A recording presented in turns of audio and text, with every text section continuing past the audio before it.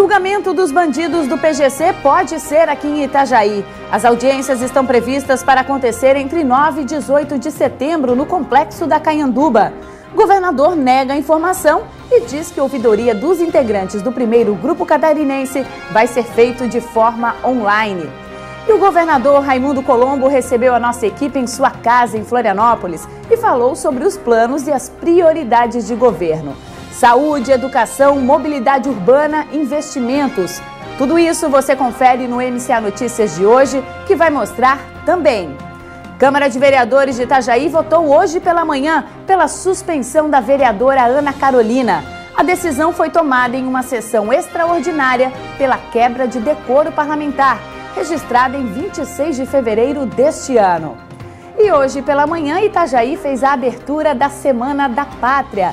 A programação se estende ao longo dos próximos dias, com inaugurações de centros educativos, formatura do ProERD e com um desfile cívico no próximo sábado. E você vai ver ainda hoje as informações da previsão do tempo, os comentários de Joaquim Lacerda e os destaques do esporte com Sérgio Mota. Pela Série B do Catarinense, o Marcílio Dias venceu o Canoinhas. E pela Série A do Brasileiro, os paulistas se saíram melhor em campo. O Corinthians goleou o Flamengo por 4-0.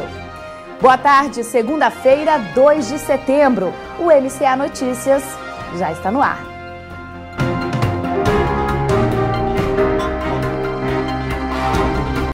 É muito bom contar com a sua audiência aqui pelo Canal 6 da Via Cabo TV e também pela internet através do nosso site tvmca.com.br. Lembrando que se você quiser falar com a nossa equipe ou sugerir reportagens, é só ligar para a gente. O nosso telefone é 3046-6106 ou então 99630718. Mas se você preferir, também pode entrar em contato pelo nosso endereço eletrônico mcanoticias@tvmca.com.br.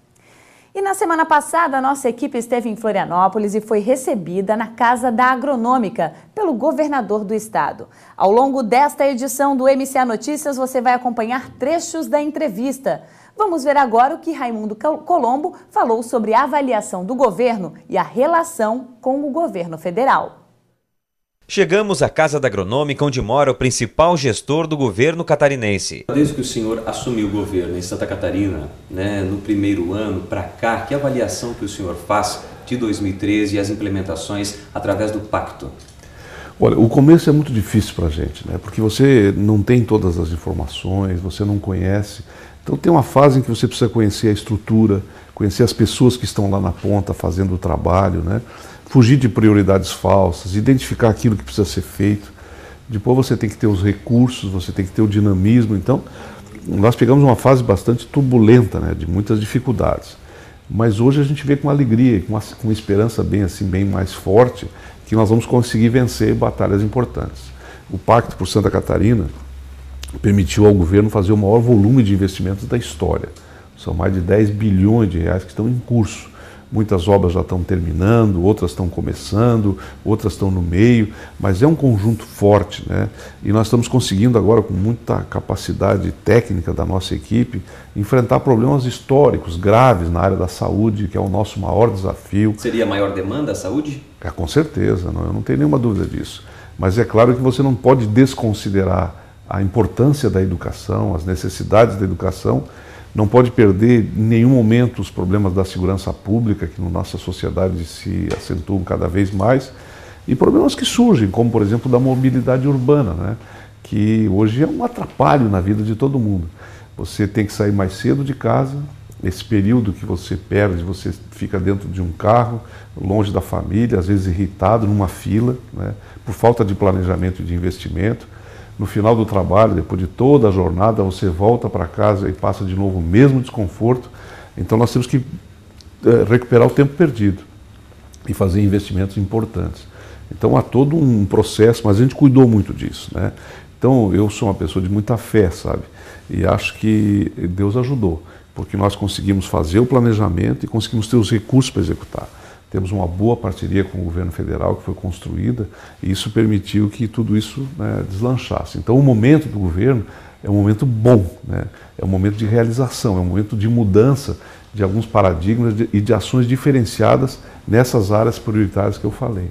Agora, governador, eu fiquei sabendo de representantes do senhor, até mesmo na cidade de Itajaí, que o senhor tem um livre acesso à presidente Dilma Rousseff, que ela gosta muito, né, desse trato do senhor com as pessoas, inclusive a sua forma de lidar com a política, não a politicagem. Isso facilita no recebimento, na busca de recursos, quando o senhor vai a Brasília representando Santa Catarina? Facilita muito. Você sabe que eu nunca votei no PT na minha vida, né? Sempre fui de uma corrente política que se contrapunha ao PT.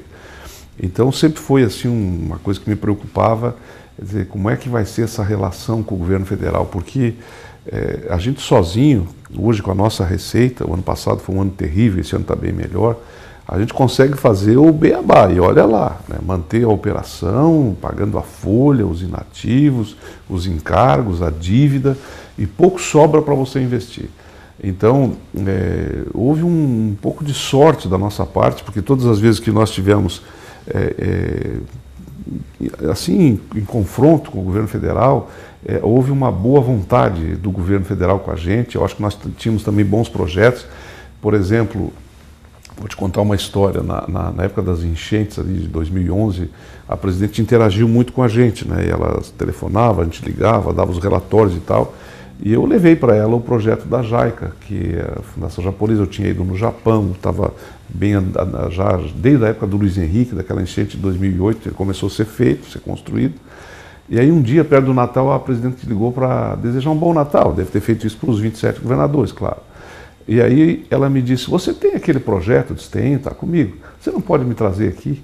Eu digo, amanhã cedo. Né? Há um interesse então do governo federal? Sem dúvida, foi assim que começou. Ela disse, eu disse, amanhã cedo eu estou aí. Diz ela, então vem. E eu fui lá e levei o projeto, conversamos, e ela liberou quase R$1 bilhão, a metade a fundo perdido do governo federal, já está empenhado. E a outra metade nós vamos financiar uma parte, é de nossa responsabilidade, e outra com recurso do Tesouro. E agora, no final de setembro, começo de outubro, a presidente vem aqui para dar ordem de serviço já de todas essas ações que vão proteger muito o Vale do Itajaí. Ali em Botuverá vai ter uma nova barragem de contenção, nós vamos ampliar a barragem de Itaió, de Ituporanga, já compramos o radar, estamos fazendo todo um monitoramento às margens dos rios, tem mais 12 barragens que vão ser feitas no curso do rio Itajaí. Bom, investimentos extraordinários. Então esta relação ela foi ganhando um componente técnico. A presidente é uma pessoa técnica, ela quer resultado, né? E o governo de Santa Catarina tinha condições de apresentar. Então ela tem sido uma parceira importante na questão dos portos, por exemplo, né? São investimentos muito significativos, onde o governo federal também está nos ajudando. No próximo bloco, o governador vai falar sobre mobilidade urbana, saúde e segurança. E 12 passageiros ficaram feridos em um pouso de emergência em Fortaleza na madrugada de hoje. Os feridos foram encaminhados para 2 hospitais do Ceará. Segundo os passageiros do voo 8065, houve uma forte turbulência no ar. O voo seguia de Madrid para São Paulo e teve que fazer um pouso técnico em Fortaleza. A Infraero não detalhou a causa ou a gravidade dos ferimentos dos passageiros. E um desmoronamento de uma encosta sobre uma estrada cheia de carros em Taiwan, por sorte, não deixou ninguém ferido. As imagens são impressionantes e o acidente foi registrado em Keelung, no norte do país. Acompanhe a reportagem. Um veículo com uma câmera de segurança no painel flagrou um deslizamento de terra impressionante em Taiwan. Há dias, o país é castigado por fortes chuvas por causa da passagem da tempestade tropical Kong-hei. As imagens registram o exato momento em que uma pedra enorme desprende da encosta e cai sobre a estrada. Por muito pouco, não atinge o carro da frente. Nas primeiras 24 horas online no YouTube, o vídeo conseguiu mais de 2 milhões de visualizações.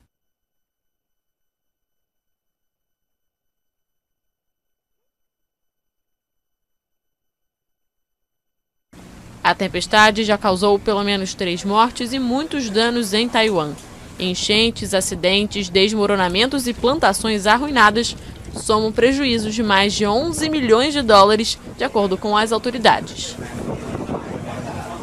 As imagens são impressionantes. E um tornado feriu dezenas de pessoas no Japão nesta segunda-feira. A região de Koshigaya, no leste do país, foi a mais atingida. Casas e carros foram destruídos. O balanço inicial é de 63 feridos e 110 casas e prédios danificados na região.